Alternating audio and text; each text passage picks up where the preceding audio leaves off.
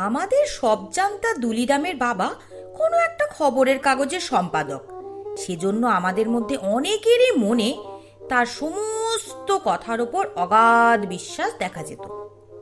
যে কোনো বিষয়ই হোক, জার্মানির লড়াইয়ের কথাই হোক আর মোহনবাগানের ফুটবলের ব্যাখ্যাই হোক, দেশের বড় লোকেদের ঘরোয়া গল্পই হোক আর নানা রকম উৎকট রোগের বর্ণনাই হোক, যে কোনো বিষয়ে সে মতামত প্রকাশ করত। একদল ছাত্র অসাধারণ শ্রদ্ধার সঙ্গে সেসব শুনত। মাস্টার মশাইদের মধ্যেও কেউ কেউ আবার এই বিষয়ে তার ভারী পক্ষপাতী ছিলেন। দুনিয়ার সব খবর নিয়ে সে কারবার করে, সেজন্য পণ্ডিত মশাইরা তার নাম দিয়েছিলেন সবজান্তা। আমার কিন্তু বরাবরই বিশ্বাস ছিল যে সবজান্তা যতখানি পাণ্ডিত্য দেখায়, আসলে তার অনেকখানি হচ্ছে উপর চালাকি। দু চারটে বড় বড় শোনা কথা আর খবরের কাগজের পড়ে 2-10টা খবর, এই মাত্র তার পুঁজি। তারই উপর রংচং দিয়ে নানা রকম বাজে গল্প জুড়ে সে তার বিদ্যে জাহির করত। একদিন আমাদের ক্লাসে পণ্ডিত মশাইয়ের কাছে সে নায়াগ্রা জলপ্রপাতের গল্প করছিল। তাতে সে বলল যে নায়াগ্রা জলপ্রপাত হচ্ছে 10 মাইল উঁচু আর 100 মাইল চওড়া। একজন ছাত্র বলল, সে কি করে হবে? এভারেস্ট তো সবচেয়ে উঁচু পাহাড়, সেই তো মোটে 5 মাইল, তুই না? সবজান্তা তাকে বাধা দিয়ে বলল, তোমরা তো আজকালকার খবর রাখো না, ওই দেখো। যখনই তার কোনো কথায় আমরা সন্দেহ বা আপত্তি করতাম, সে একটা যা তা নাম করে আমাদের ধমক দিয়ে বলতো, বলি তোমরা কি অমুকের চাইতে বেশি জানো? আমরা বাইরে সব সহ্য করে থাকতাম, কিন্তু এক এক সময় রাগে গা জ্বলে যেত। সবজান্তা যে আমাদের মনের ভাবটা বুঝতো না তা নয়, সে তা বিলক্ষণ বুঝতো এবং সর্বদাই এমন ভাব প্রকাশ করত যে আমরা তার কথাগুলো মানি বা না মানি তাতে তার কিচ্ছু যায় আসে না। নানা রকম খবর ও গল্প জাহির করবার সময় মাঝে মাঝে আমাদের শুনি শুনি বলতো, অবশ্য কেউ কেউ আছেন যারা এসব কথা মানবেন না, অথবা যারা না পড়েই খুব বুদ্ধিমান, তারা নিশ্চয় এসব উড়িয়ে দিতে চাইবেন, ইত্যাদি ইত্যাদি। ছেলেটা বাস্তবিকই অনেক রকম খবর রাখতো, তার উপর তার বোলচালগুলিও ছিল বেশ ঝাঁঝালো রকমের। কাজেই আমরা বেশি তর্ক করতে সাহস পেতাম না। তারপরে একদিন কি কুক্ষণে তার এক মামা ডেপুটি ম্যাজিস্ট্রেট হয়ে আমাদের স্কুলের কাছে বাড়ি ভাড়া নিয়ে থাকতে আরম্ভ করলেন। তখন আর সবজান্তাকে পায় কে? তার কথাবার্তার দৌড় এমন আশ্চর্য রকম বেড়ে চলল যে মনে হলো বুঝিবা তার পরামর্শ ছাড়া ম্যাজিস্ট্রেট থেকে পুলিশের পেয়াদা পর্যন্ত কারও কাজ চলতে পারে না। স্কুলের ছাত্র মহলে তার খাতির ও প্রতিপত্তি এমন আশ্চর্য রকম জমে গেল যে আমরা কয়েকজন বেচারা যারা বরাবর তাকে ঠাট্টা বিদ্রুপ করে এসেছি, তারা না একেবারে কোন ঠাসা হয়ে রয়ে গেলাম। এমনকি আমাদের মধ্যে 2-1 তার দলে যোগ দিতেও আরম্ভ করলো। অবস্থা তার শেষটায় এমন দাঁড়ালো যে স্কুলে আমাদের টেকা দায়। সেই সকাল 10টার সময় মুখ কাচুমাচু করে ক্লাসে ঢুকতাম, আর ছুটি হলেই সবার ঠাট্টা বিদ্রুপ হাসি তামাশার হাত এড়িয়ে দৌড়ে বাড়ি চলে আসতাম। টিফিনের সময়টুকু হেডমাস্টার মশাইয়ের ঘরের সামনে একখানা বেঞ্চের উপর বসে অত্যন্ত ভালো মানুষের মধ্যে পড়াশোনা করতাম। এরম ভাবে কতদিন চলতো জানি না, কিন্তু একদিনের একটা ঘটনা হঠাৎ সবজান্তা মশাইয়ের জারিজুরি সব এমন ভাবে ফাঁস হয়ে গেল যে তার অনেক দিনকার খ্যাতি ওই একদিনেই লোপ পেল। আর আমরাও সেদিন থেকে একটু মাথা তুলে হাঁপ ছেড়ে বাঁচলাম। বাবা, সেই ঘটনার গল্পই বলছি।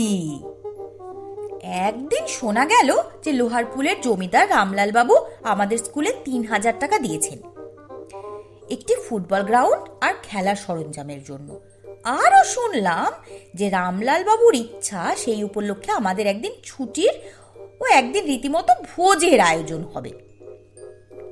কদিন ধরে এই খবরটাই আমাদের প্রধান আলোচনার বিষয় হয়ে দাঁড়ালো। কবে ছুটি পাওয়া যাবে, কবে খাওয়া এবং কি কি খাওয়া হবে, এই সব বিষয় নিয়ে নানা রকম জল্পনা চলতে লাগলো। সব জানতা দুলিরাম বলল যেবার সে নাকি দার্জিলিং গেছিল সেবার নাকি রামলাল বাবুর সঙ্গে তার দেখা সাক্ষাৎ এমনকি আলাপ পরিচয় পর্যন্ত হয়েছিল। রামলাল বাবু তাকে কেমন একটা খাতির পর্যন্ত করতে শুরু করেছিলেন।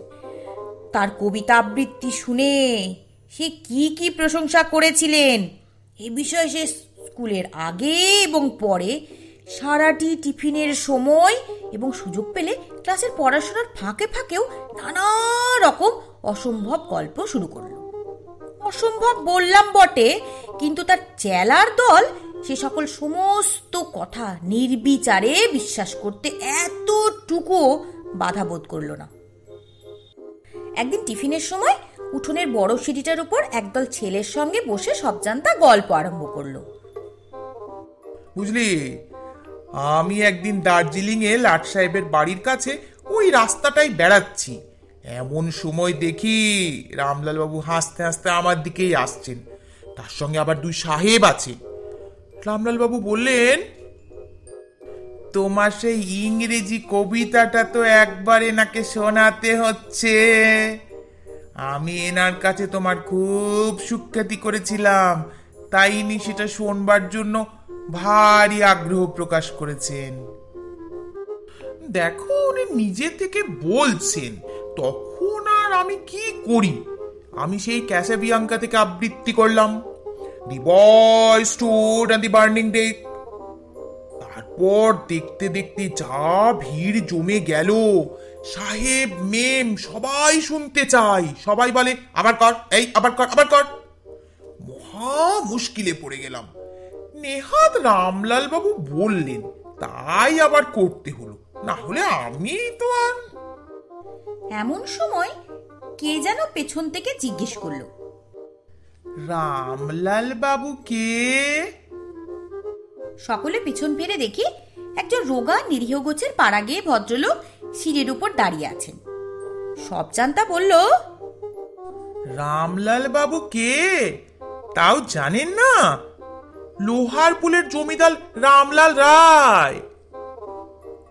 ভদ্রলোক একটু অপ্রস্তুত হয়ে বললেন, হ্যাঁ হ্যাঁ, তার নাম শুনেছি। সে তোমার কেউ হয় নাকি? না না, কেউ হয় না, এমনি খুব ভাব আছে আমার সঙ্গে, প্রায়ই চিঠিপত্র চলে। আচ্ছা, তা রামলাল বাবু লোকটি কেমন? চমৎকার লোক, যেমন চেহারা তেমনি কথাবার্তা, তেমনি কায়দা দুরস্ত। এই আপনার চেয়ে প্রায় আধাত খানেক লম্বা হবেন, আর সেই রকম তার তেজ, জানেন? আমাকে তিনি কুস্তি শেখাবেন বলেছিলেন, আর কিছুদিন থাকলেই ওটা বেশ রীতিমতো শিখে আসতাম। বলো কি হে, তোমার বয়স কত? আগে এইবার 13 পূর্ণ হবে। বটে, বয়সের পক্ষে খুব চালাক তো তুমি। বেশ তো কথাবার্তা বলতে পারো। তা কি নাম হে তোমার?